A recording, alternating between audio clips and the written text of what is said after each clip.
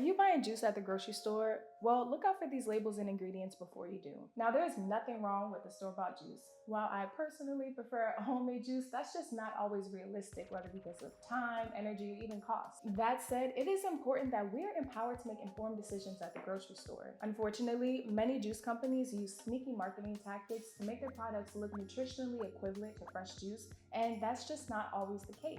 So in this video, I'm breaking down what buzzwords, labels, and ingredients you should actually be paying attention to when buying juice. Let's talk the raw label. Raw juice is unpasteurized, which means that it contains live enzymes, vitamins, and minerals that are often reduced or even destroyed during pasteurization or other processing methods commonly used in grocery store juices. And don't get me wrong, pasteurization can be a good thing when it comes to taking out harmful bacteria. But here's the tricky part. Juicing companies are legally allowed to label their juice as raw even if it's not. That's because the FDA does not have a formal standard of identity for the term raw. In other words, there is no legal definition that companies have to meet in order to use the word raw. Truly raw juice technically cannot even be sold for wholesale distribution in the United States. If you're shopping at a small local grocery store or even a cafe, it is possible they're reselling juice that is locally made at a nearby juice bar, which could or could not technically be raw. When buying juice in the grocery store, also watch out for some misleading phrases such as made from raw ingredients. All juice is made from raw ingredients. This actually tells you nothing about how the juice was processed afterward. Also be aware of the term raw in the company name. A brand name does not equal a raw product. And another red flag, the distance. Raw juice does not travel well. If you're in Texas buying a juice that was made in California, you can almost guarantee that it was processed. Now let's talk about cold pressed versus cold pressured.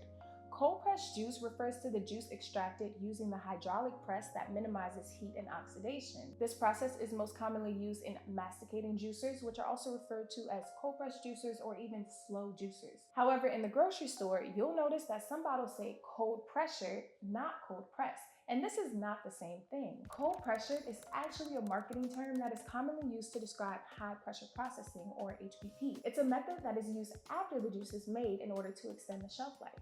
While HPP does preserve more nutrients than heat pasteurization, it still alters the juice and can eliminate many of the natural enzymes. If a juice brand is sold nationally or widely distributed in grocery stores, it is legally required to use one of the following processing methods. 1. Pasteurization. 2. High pressure processing or HPP. 3. UV treatment. Now, I want to be very clear that this does not automatically make the juice bad, but it does mean that it is not equivalent to fresh juice, no matter how clean the label looks. And to wrap this video up, I'm going to share some additional labels and ingredients that you should watch closely. 1. Forward concentrate.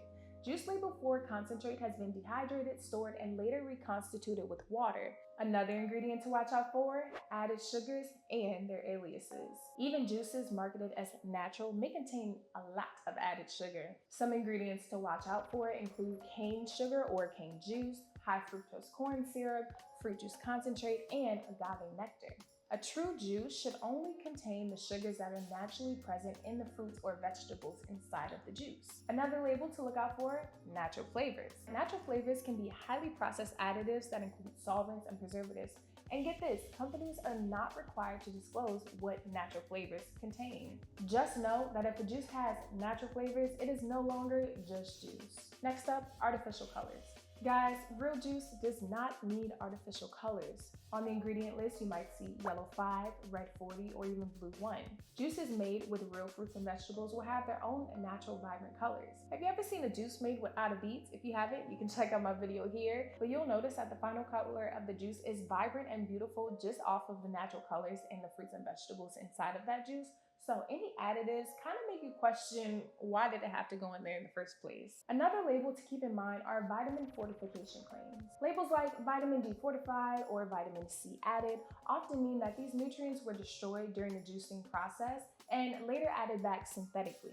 Fortification in itself is not a harmful process, but it's just not the same as naturally occurring nutrients from fresh produce. So if that's something that you're looking for, especially something that you're paying for in the grocery store, it's important to just keep these things in mind. Here's the real takeaway, y'all. Store-bought juice can absolutely fit into a healthy lifestyle, But just keep in mind that not all juices are created equal. When you know what the labels actually mean, what turns illegally unregulated, and what ingredients deserve a second look, you're no longer at the mercy of marketing and you are empowered to make an informed decision as a consumer. The goal is not perfection, it's informed choice.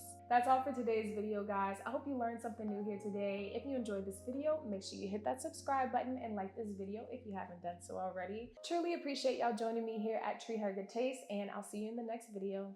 Bye.